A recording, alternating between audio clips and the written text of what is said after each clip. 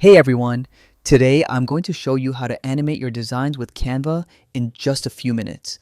Adding animation can really bring your projects to life, whether it's a presentation, social post, or any other visual content.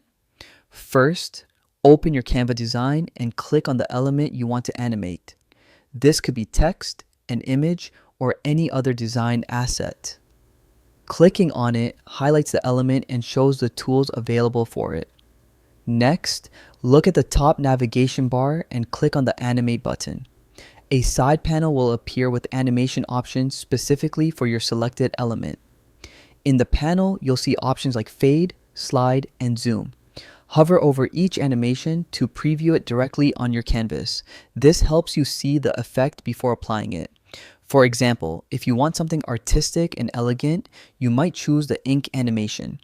Click to apply it and watch your design come to life with smooth flowing movements. Some animations let you tweak speed or behavior.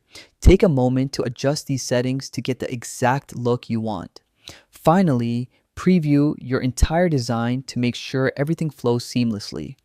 Check how individual animations work together to create a cohesive, dynamic look. And that's it. You've successfully animated your Canva design.